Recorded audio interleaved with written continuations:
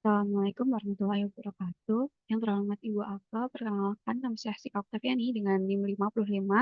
Di sini izinkan saya mempresentasikan pembahasan soal UTS Akuntansi Manajemen. Di sini saya akan membahas terkait soal tentang absorption and variable costing, investment center, analisis cost volume profit, dan keputusan taktis. Nah, sudah tercantum bahwa PT Veteran ini adalah merupakan perusahaan mebel yang memiliki dua divisi, yaitu divisi meja dan divisi kursi, yang mana di sini merupakan informasi pada tahun 2024. Soal pertama terkait absorption variable cost.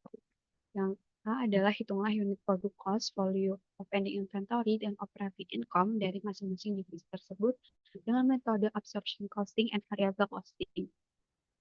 Yang pertama kita akan menghitung absorption costing dulu.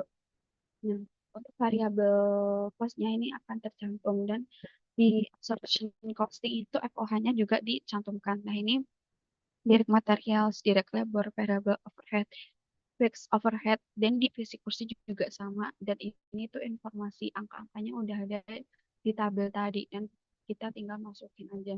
Dan untuk unit produk cost-nya berarti tinggal dijumlahkan. Nanti menghasilkan unit produk cost-nya. Dan untuk value of ending inventory berarti 112 yang diproduksi dikurangin 100 yang terjual dan dikali dengan unit produknya dan akan menghasilkan 1.488.000. Dan value of ending inventory dari divisi kursi juga sama, yang mana yang diproduksi adalah 215 dan dikurangin dengan yang unit kejualnya adalah 188 dan dikali unit produk cost-nya.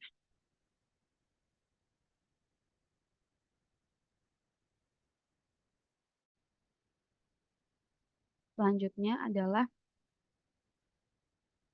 terkait penghitungan operating income-nya. Yang mana salesnya tadi kan dengan harga 150.000 dikali dengan 100 karena yang kejual. Hasilkan 15 juta. Cost of goods sold-nya berarti 100 dikali dengan unit produknya tadi sama dengan menghasilkan 12.400.000. Gross margin berarti tinggal dikurangin aja antara sales dan cost of goods sold-nya yang menghasilkan 2.600.000. Selling at administrative expense udah tercatat di tabel berarti 650. Operating income-nya 1.950.000. Dan untuk divisi kursi, salesnya adalah 65.000 dikali 188. Dan cost of goods-nya sama, tapi dikali dengan unit produk cost-nya. 9.776.000. Gross margin-nya berarti salesnya ini dikurangin dengan cost of goods sold-nya. Menghasilkan 2.444.000. Selling and administrative expense udah tercantum di tabel 520.000. Akan operating income-nya 1.924.000. Selanjutnya kita akan menghitung variable costing. Nah, kalau di variable costing itu FOH-nya tuh nggak tercantum, jadi cuma sampai variable cost-nya aja. Ini sama ya kayak tadi, tinggal dijumlahkan unit produk cost-nya adalah 104 dan di divisi kursi unit produk cost-nya adalah 43. Karena FOH-nya nggak tercantum, berarti variabel cost-nya aja. Untuk menghitung value of any inventory itu sama, tapi unit produk cost-nya yang beda karena nggak pakai FOH. Berarti menghasilkan 1.248 dan di value of ending inventory-nya juga sama rumusnya, maka menghasilkan 1.161.000. Selanjutnya kita akan menghitung operating income-nya. Salesnya untuk divisi meja 150.000 dikali 100, 15 juta. Variable cost of goods sold-nya juga sama, 100 dikali dengan unit cost-nya, tapi yang di variabel 10.400.000. Maka untuk menghitung contribution margin berarti salesnya dikurangin dengan variable cost of goods sold-nya. Berarti menghasilkan 4.600.000, tapi ada less fixed expense, ada fixed overhead, dan fixed selling and administrative. Ini dikurangin 2.240.650.000 ditambah dulu akan menghasilkan 2.890.000. Dan di sini 4.600.000 dikurangi 2.890.000 dan menghasilkan operating income-nya 1.710.000. Dan untuk divisi kursi juga sama, salesnya adalah 65.000 dikali 188, maka menghasilkan 12.220.000. Variable of goods sold-nya juga sama, 188 dikali unit produk cost-nya, maka menghasilkan 8.084.000. Yang berarti sales dan variable cost of goods sold-nya berarti dikurangin dan akan menghasilkan 4.136. Less fixed expense-nya, fixed overhead, dan fixed selling at administrative 1.935.000 ditambah 520.000 menghasilkan 2.455.000. Berarti 4.136.000 dikurangi 2.455.000. Maka operating income-nya adalah 1.681.000. Yang B adalah mengapa terdapat perbedaan laba operasi antara kedua metode. Nah, kenapa terjadi? Karena metodenya tuh berbeda. Yang satu kan absorption costing dan yang satunya variable costing. Yang mana absorption costing ini tuh semua biaya itu termasuk juga FOH-nya tadi. Nah, kita tahu sendiri kalau pada variable costing itu FOH itu tidak termasuk, maka akan menghasilkan unit produk yang berbeda kan akan mempengaruhi di operating income-nya. Nah, divisi mana yang paling menguntungkan berdasarkan metode tersebut? Kita lihat dari operating income-nya. Ini tuh divisi meja yang lebih besar daripada divisi kursi. Maka dapat disimpulkan bahwa divisi meja ini tuh memiliki laba operasi yang besar, yang lebih besar, dan berarti adalah divisi meja itu divisi yang paling menguntungkan. Terus soal yang nomor 2 yaitu terkait investment center. Itulah average operating asset, margin, turnover, dan ROI dari masing-masing divisi. Yang pertama kita menghitung divisi meja terlebih dahulu. Untuk rumus average operating assetnya itu beginning NBV of asset ditambah ending NBV of asset dibagi 2. Tadi beginning sama ending NBV itu udah tercantum di dalam tabel, yaitu 21.300 juta ditambah 23.500.000 dibagi 2 akan menghasilkan 22.400.000. Untuk menghitung margin yaitu operating income per salesnya. Operating income-nya kan tadi udah dihitung, yang mana menghasilkan 1.950.000. Dan untuk salesnya sama kayak tadi adalah 15 juta. Ini untuk divisi meja dulu yang menghasilkan margin 0,13. Itu turnover, rumusnya sales plus average operating asset. Salesnya sama 15 juta dibagi dengan 22.400.000. Average operating assetnya kan tadi udah dihitung. Saya menghasilkan turnover 0,67. Dan ROI-nya adalah margin dikali turnover, yang dimana margin adalah 0,13 dan turnover-nya adalah 0,67 yang menghasilkan 0,09. Untuk divisi kursi, selanjutnya adalah menghitung average operating asset-nya, sama ya. Ini tuh udah tercantum di tabel yang soal awal tadi. Nah, menghasilkan 18.100.000. Untuk margin juga sama, operating income per sales. Operating income-nya tadi udah dihitung yang menghasilkan 1.924.000 dan salesnya adalah 12.220.000 yang menghasilkan margin 0,16. Selanjutnya adalah menghitung turnover sales per average operating asset. Salesnya tadi juga sama, 12.220.000 dibagi 18.100 yang menghasilkan 0,68. Nah, ROI-nya itu margin dikali turnover, marginnya adalah 0,16 dikali dengan 0,68 yang menghasilkan ROI 0,11. Soal yang B adalah hitung residual income dengan asumsi cost of capital atau minimum rate of return adalah 10%. Nah, residual income itu rumusnya adalah operating income dikurangin minimum rate of return dikali average operating asset.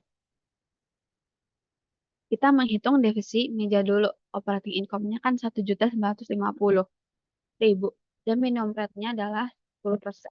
Dikali average operating asset-nya adalah 22.400.000 yang menghasilkan minus 290.000. Nah, untuk residual income yang divisi kursi, itu operating income-nya adalah 1.928.000 dan minimum rate of return itu sama 10% karena ada ditentukan dikali average operating assetnya adalah 18.100.000 yang menghasilkan residual income 114.000. Soal yang C adalah apabila perusahaan ingin menutup salah satu divisi berdasarkan informasi laba, ROI, dan residual income yang telah dihitung sebelumnya, divisi mana yang harus ditutup dan mengapa? Nah, kita kembali ke residual income-nya. Nah, di sini divisi meja itu negatif, yang berarti kan residual income-nya kan kurang dari nol, yang mana nanti pendapatannya tuh nggak menguntungkan karena di sini minus, yang mengandung arti berarti pendapatannya itu tidak menguntungin. Dan juga untuk divisi kursi di sini adalah positif, yang mana residual income-nya tuh lebih dari nol, yang mana pendapatannya tuh lebih menguntungkan. Nah, kalau dilihat dari soal ini berarti divisi yang harus ditutup adalah divisi meja.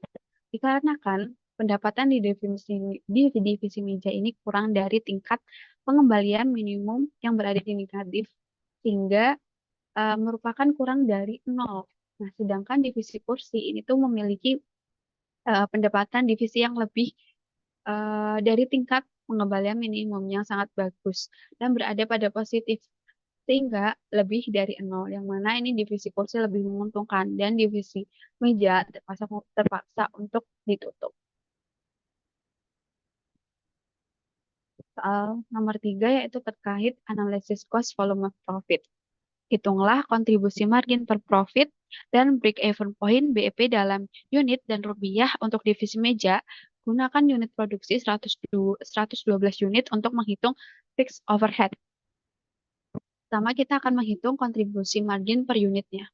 Salesnya kan 150.000 dikurangin dengan variable cost-nya adalah 104.000 yang menghasilkan 46.000.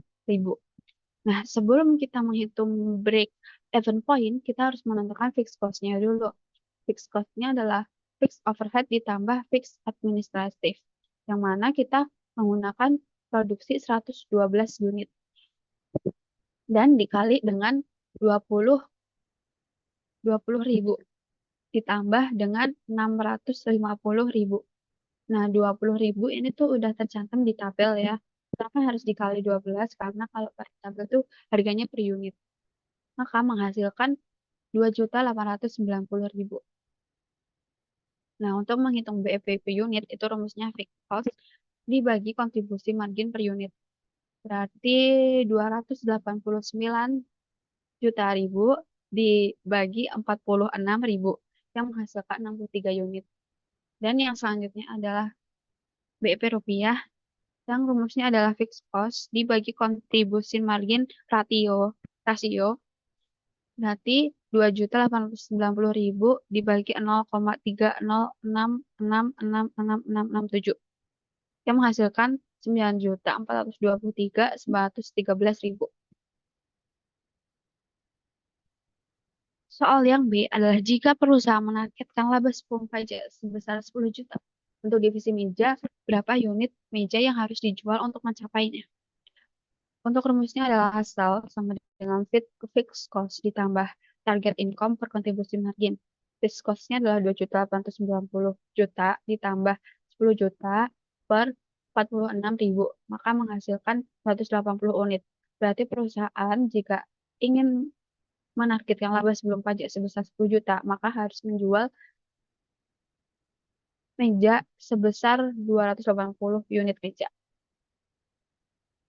Jika perusahaannya hanya mampu menjual 90 unit, berapa laba atau rugi yang diperoleh? Berarti salesnya adalah harganya kan tadi 150.000. Ya, yang kejual adalah 90 unit. Berarti dikali 90 unit. Berarti 13.500.000. Dan variabel expense-nya juga sama dikali dengan 90 unit. Maka akan menghasilkan 9.360.000. Menghasilkan kontribusi margin 4.180.000. Dan fixed expense-nya adalah 2.890.000. Yang menghasilkan operating income 1.250.000. Dan berarti laba yang diperoleh adalah 1.250.000 jika perusahaan menjual 90 unit. Soal yang keempat, terkait keputusan taktis. PT Veteran ini tuh mendapatkan dua tawaran. Yang pertama tawaran satu dengan pesanan 400 unit kursi, tapi harganya 57.000. Dan ada biaya tambahan yaitu 1 juta. Dan tawaran dua adalah terkait pesanan yang 300 unit kursi di harga 54.000, tapi gak ada biaya tambahan. Dan hitung dan bandingkan laba yang diperoleh dari kedua pesanan khusus tersebut dan tentukan mana yang lebih menguntungkan untuk diambil oleh perusahaan. Nah, di sini kita bandingkan untuk tawaran satunya yaitu 400 unit dengan harga 57.000, tapi ada biaya tambahan lembur yaitu 1 juta.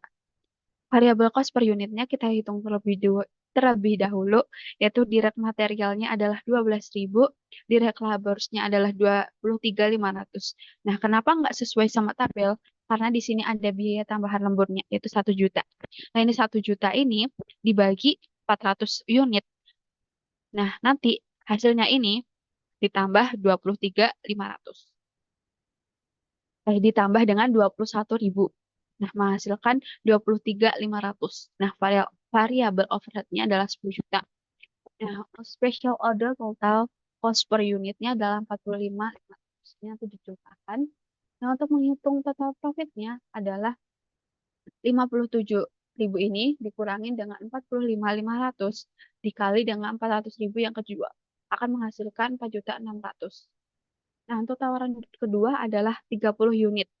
Dan harganya adalah 54.000. Untuk menghitung variabel cost per unitnya, direct material, direct labor, variable overhead-nya sesuai dengan tabelnya. Nah, ini kan ada perbedaan direct labor-nya. Karena di sini ada biaya tambahan lembur dan di sini nggak ada. Makanya di sini tetap 21. Dan sedangkan di sini adalah 23 yang tadi 21 ini ditambah 1 juta dibagi 400 ini. Variabel overhead-nya adalah 10.000, maka dijumlah akan menghasilkan special order total cost per unitnya adalah 43.000. Total profitnya adalah 54.000 ini dikurangi dengan 43.000 dikali 300 unit yang akan menghasilkan 3.300.000. Nah, jika kita bandingkan total profit antara tawaran 1 dan tawaran 2, total profit yang lebih besar adalah total profit tawaran 1 sebesar 4.600.000. Berarti yang lebih menguntungkan adalah tawaran 1. Dikarenakan total profitnya ini lebih besar dari total profit tawaran 2 yang hanya sebesar 3.300.000. Sedangkan tawaran 1 dengan total profit 4.600.000. Berarti tawaran 1 lebih menguntungkan. Sekian presentasi saya, kurang lebihnya mohon maaf. Sekian dan terima kasih.